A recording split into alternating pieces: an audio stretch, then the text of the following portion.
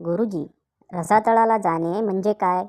बंड्या, रसातळाला जाणे म्हणजे मटण वर येणे. उत्तर ऐकून गुरुजी फरार.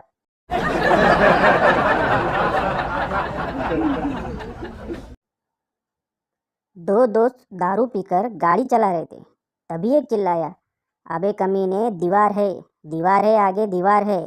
तभी गाड़ी दीवार में घुस गई। अगले दिन दोनों हॉस्पिटल में। पहला दोस्त, कमीने, मैं चिल्ला चिल्ला कर कह रहा था आगे दीवार है दीवार है, फिर तूने सुना क्यों नहीं? दूसरा दोस्त, साले बेवड़े, गाड़ी तू चला रहा था।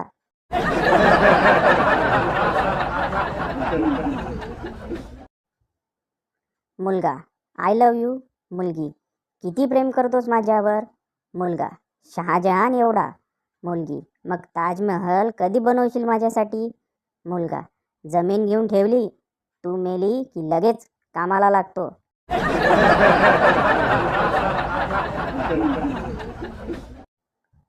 कॉलेजमध्ये असताना एक मुलगी म्हणाली होती की जगात आई वडिलांपेक्षा कोणीही श्रेष्ठ नसतं. मी म्हणालो, चल मग आपण दोघं आई वडील बनूयात. बोलणंच बंद केलं हो टवळीने.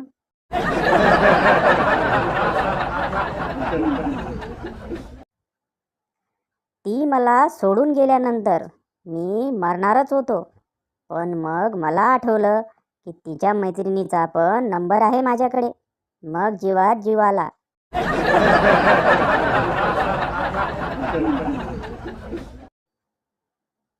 जसे डॉक्टरच्या बायकोला डॉक्टरीन म्हणतात, तसेच नर्सच्या नवऱ्याला नरसाळ्या म्हणतात. आताच शोधून काढलं. बापरे, किती अवघड होतं.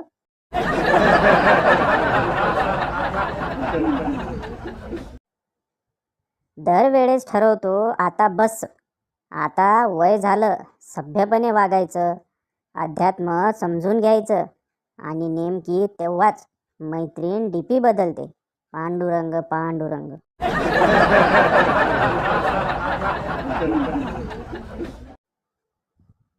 आज सकाळी नवीनच बघायला मिळालं.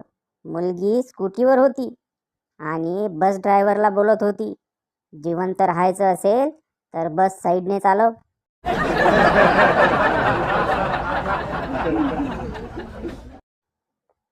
जावई, याला गावात कोणी विचारत नसतं, पण सासूरवाडीत लई थाट याचा. कोंबडा कापा, हे ते लय नखरे. सासरवाडीचे मनातल्या मनात बोलत असतील, पोरगी नसती दिली तर लय हाणला असता.